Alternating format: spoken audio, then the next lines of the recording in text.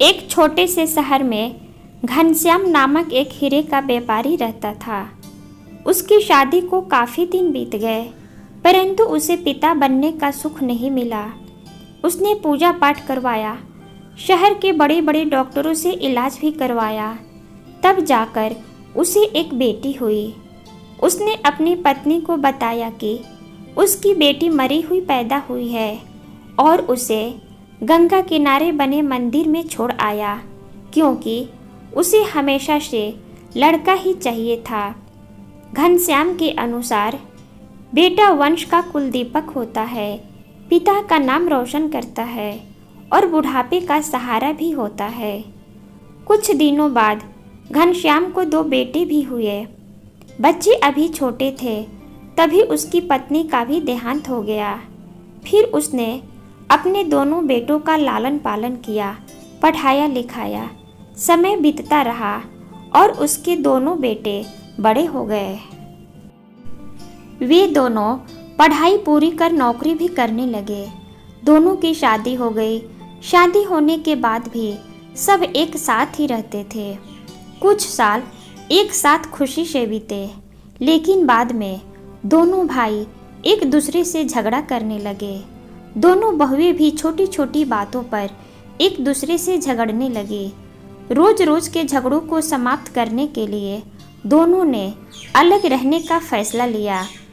बुजुर्ग पिता का ख्याल कौन रखेगा, इस सवाल पर दोनों ने तय किया कि एक एक महीना दोनों बेटे अपने पिता का ख्याल रखेंगे। पर जैसे जैसे समय बीतता गया, बेटा और बहू में भी पिता को लेकर झगड़ा होने लगा। दोनों बेटों के घरों में झगड़े का कारण पिता घनश्याम ही थे। यह बात घनश्याम जी को भी अच्छे से समझ में आने लगी। अब उन्हें अपनी जिंदगी की सबसे बड़ी गलती का एहसास होने लगा। पर अब इसका कोई फायदा नहीं था, क्योंकि बेटों ने उन्हें वृद्धाश्रम भेजने का निर्णय ले लिया था। अगले दिन पिता को आश्रम में छोड़ दोनों अपने अपने घर वापस आ गए। बेटों के जाने के बाद पिता बहुत रोए। आश्रम के अन्य लोगों ने उन्हें बहुत समझाया, फिर भी वो हमेशा दुखी ही रहते थे। एक आम के पेड़ के नीचे बैठकर हमेशा विचारों में मगन रहते थे। घनश्याम जी कुछ दिनों बाद एक व्यक्ति से धीरे धीरे बोलना शुरू किए। फिर दोनों में अच्छी दोस्ती भी हो गई। एक दिन उनके बुजुर्ग मित्र ने कहा, कितना अच्छा होता अगर हमारी भी कोई बेटी होती, तो शायद वो हमारे बुढ़ापे की लाठी बन सकती थी।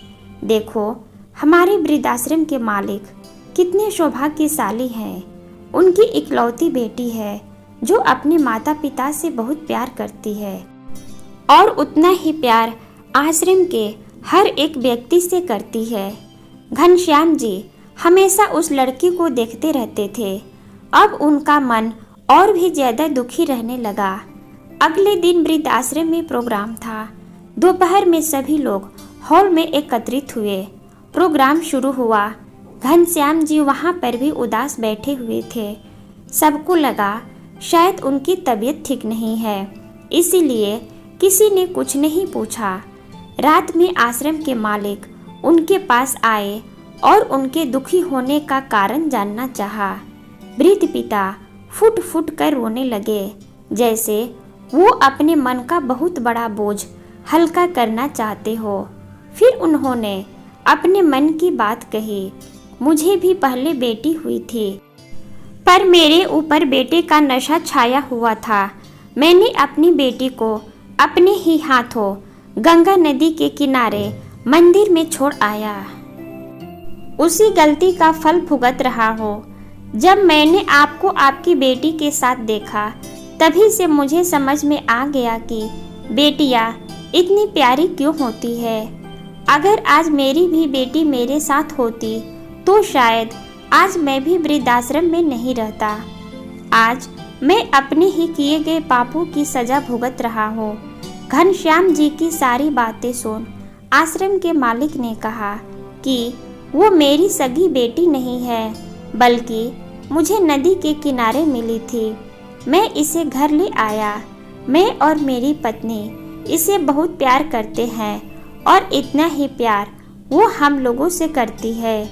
मालिक की पूरी बातें सुन घनश्याम जी बोल पड़े, मैं भी अपनी बेटी को नदी के किनारे मंदिर में छोड़ा था।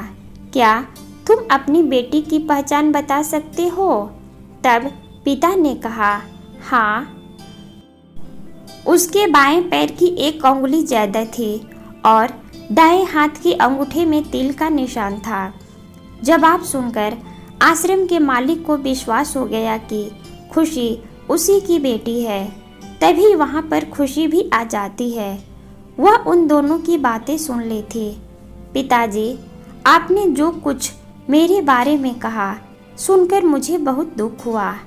आप जो भी किए वो बहुत गलत था। आपने मुझे बेटी कहने का अधिकार तो खो दिया है, लेकिन मैं एक बेटी होने का फर्ज जरूर निभाऊंगी। आज के बाद आप कभी भी उदास नहीं रहेंगे, क्योंकि अब आप अकेले नहीं बल्कि आपकी बेटी आपके साथ है। आज से मेरे एक नहीं बल्कि दो पिता हैं। इतना कहकर खुशी अपने दोनों पिता के गले लग गई। घनश्याम जी को भी असीम तृप्ति का अनुभव हुआ, जैसे उनके मन का बहुत बड़ा बोझ उतर गया हो। ये सच है कि दोस्तों, बेटियां पराई होती है, लेकिन ये भी सच है कि दो घरों की खुशियाँ होती है बेटियां। कभी बेटी तो कभी बहू बनकर दो कुलों को रोशन करती है बेटियां। माता पिता और सास ससुर की बुढ़ापे का सहारा होती है बेटियां। जन्नत होता है वो घर, जन्नत होता है वो घर जहाँ पर जन्म लेती है बेटियां। मालिक का दिया हुआ एक अनमोल तोहफा होती है बेटियां। आशा करती हूँ ये छोटी सी कहानी आपको ज़रूर पसंद आई होगी। आपके घरों की बेटियां भी हमेशा हंसती रहे, मुस्कुराती रहे, स्वस्थ रहे, सेहतमंद रहे और अपने जीवन में आगे बढ़ती रहे, हंसते रहे और अपने परिवार वालों को हंसाते रहे। इन्हीं शुभकामनाओं के साथ फिर मिलूंगी एक और नए वीडियो में। तब तक के लिए जय हिंद।